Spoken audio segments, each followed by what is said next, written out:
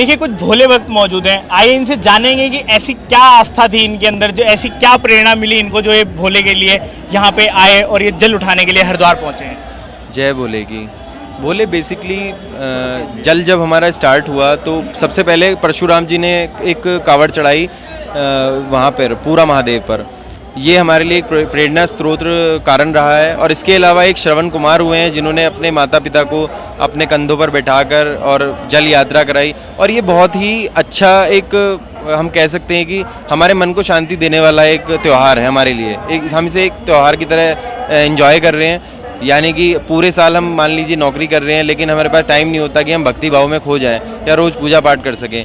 लेकिन ये 5 से 6 दिन जो कावड़ यात्रा के हैं तो ये बहुत ही इंटरेस्टिंग होते हैं और इसमें हमें कई तरह की भक्ति का भी मौका मिलता है जो हम नॉर्मल लाइफ में नहीं कर पाते अपनी। जैसे हम कावड़ यात्रा में आए हैं तो कावड़ को हम जितनी बार भी सुबह पूजा करेंगे, दोपहर को पूजा करेंगे, शाम को पूजा करेंगे, दिन भर कावड़ का ध्यान रखेंगे।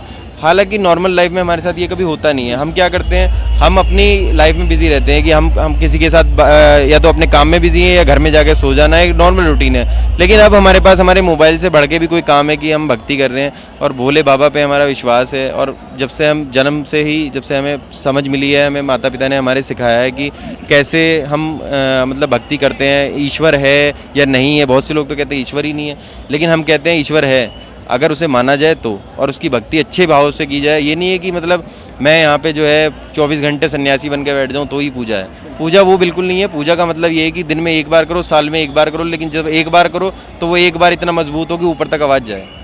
दैट इज़ कॉल्ड कावड़ यात्रा। आप कहाँ से आए हैं भोले?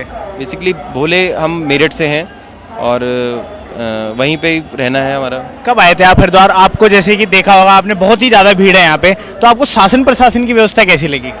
शासन प्रशासन की व्यवस्था अच्छी है। ये तो हर बार ही अच्छी होती है नॉर्मली। हम लोग कल सुबह हम लोग ऋषिकेश पहुँचे थे। कल सुबह हमने वहाँ पे ऋषिकेश पहुँचने के बाद नीलकंठ महादेव की यात्रा की और बहुत अच्छी यात्रा थी और बहुत अच्छा अरेंजमेंट था सब कुछ।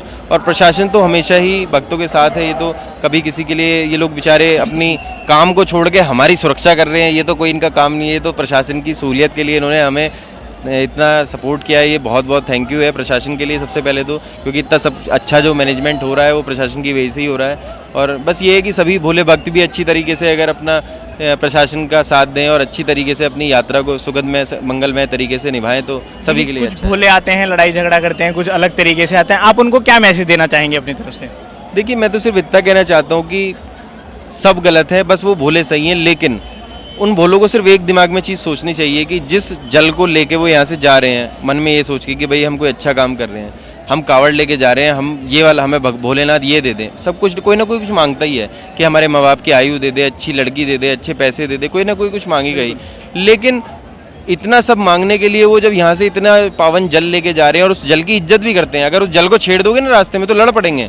लेकिन अब उसी तरह चीज़ को दूसरे पर तराजू पे ले आओ कि वो भोले जो है यहाँ लड़ाई झगड़ा कर ले मान लो किसी वजह से, या कुछ और कर लें, या नशा कर लें, या कुछ भी वॉट एवर इट इज़ कर लें, तो उसके बाद क्या होगा, उनकी वो कावड़ यात्रा वहीं खंडित है मान लो। भोले जैसे कि अभी आपने कहा कि कोई कुछ ना कुछ मांगता है, तो ऐसे मैं आपसे सवाल पूछना चाहूँगा, अगर आप बुरा ना माने तो आपने क्या मांगा भोले से?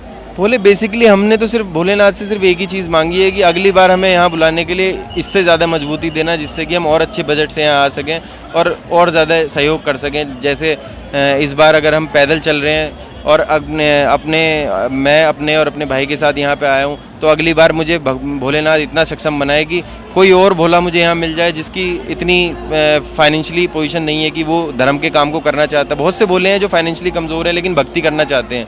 आज मैं मजबूत नहीं हूँ, लेकिन भोलेनाथ मुझे इतना मजबूत बनाए कि मैं उन लोगों की भी सहायता कर सकूँ। तो हमारे जीवन का लक्ष्य तो सिर्फ इतना है। जय भोलेनाथ। देखिए, भोले जी मौजूद थे, इन्होंने बताया कि प्रशासन बिल्कुल दुरुस्त दिखाई दे रहा है अपने काम को लेकर के। अब देखिए, इनकी मतलब बिल्कुल वही मनसा है जो हर भोले की होती है, खुशी मांगते हैं सब भोले से कहीं ना कहीं। अब इनका भी यही कहना है कि मेरे को भी खुशी दे भोले, ज़्यादा कुछ नहीं मांगना चाहिए। इसी की तरह की तमाम खबरों को देखते रहने के लिए जुड़े रहिए हमारे साथ द न्यूज़ वाला नेटवर्क हरिद्वार।